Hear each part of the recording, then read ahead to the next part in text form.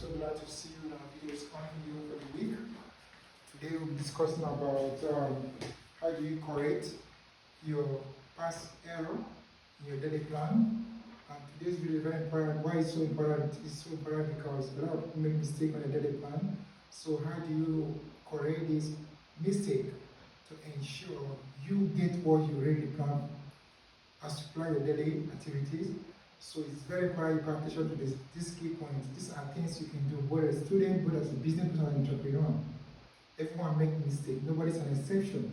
So it's very important you know how you can correct this mistake when it occurs. So if I have my seat, we'll discuss about the situation. Thank you so much. What are the steps you need to take as a student, as an entrepreneur, as a business lady? So please, you should understand that mistake is inevitable. So what matters is how do you remedy the mistake when it occurs. So first you should understand that if the action you take to remedy this is very, very crucial to ensure you resolve the situation. One thing should bear in your mind, once such identify, first of all, you need to identify the error you make in your plan. First of all, identify the plan, because when you don't have the knowledge of the mistake you make in your plan, then how do you identify how can you correct it? So therefore, first spot out those errors. That's the first thing. Then act immediately. Act immediately. Why is so important? Because there's not much time left for you. If you don't take action immediately, time is an irreversible resource. Therefore, so your acting time is very, very important. How do you do that? Communicate, inform, or contact all necessary team. Let's assume you're working with your team of entrepreneur, you're working as a team. Immediately spot this error. It's very important. You call your team together and so they can also act immediately towards how to remedy the situation. If you're a student, you realize that you have acted wrongly, or if your plan is not going the way you said it to be, act immediately. Redesign it, redesign the plan. You have opportunity to redesign the plan to ensure that your plan aligns with the intended goal you want to achieve by the end of your plan activity. So, correcting this thing, you have to, physical correction is very important. If it's involved redrafting, that means you have to involve a lot of team members who are responsible to design such plan.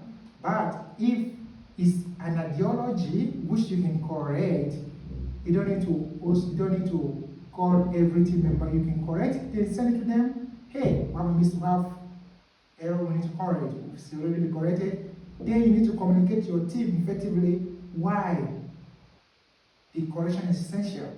Because they need to understand why you made a change. You don't have to make a change without their consent. After you have to educate and inform them the reason why such change is so essential for you to align with your real goal. So it's very important.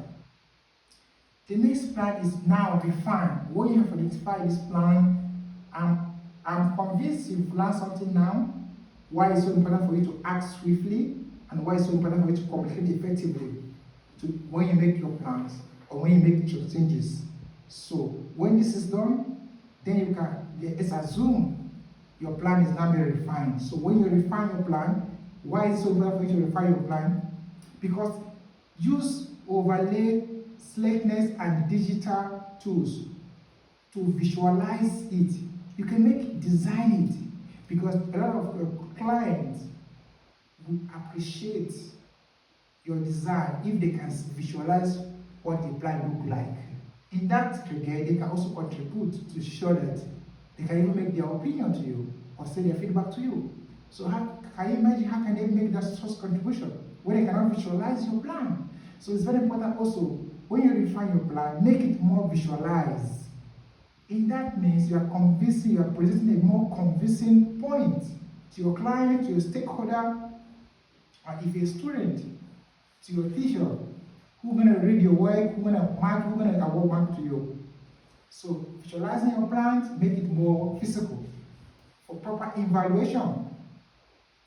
The last point I want to discuss in this short video is adapt and pivot. It cannot be you have to adapt the system of your new plan. It's very important you adapt to it. And your team members should adapt to it also. And your colleagues who are not aligned with this new plan should be adaptable. You don't set a new plan that's not adaptable. What do I mean by adaptable? What I mean is we're able to get acquainted with the steps, with the process, with the teamwork, the workforce stream, and if something that has to do with designing and communicating it with effectively in the process of time, they need to have this time identify every sport, every stages, who is going to assign to do such tasks, who is responsible to execute such plan at every time frame. So this is so important. You have to adapt to it, you have to get acquainted with the process. And doing that, it will be very easy for them to execute. I know this short video is like technical video, but I believe that if you are entrepreneur, who are in business, or who are in for research, may have picked one or 2 points.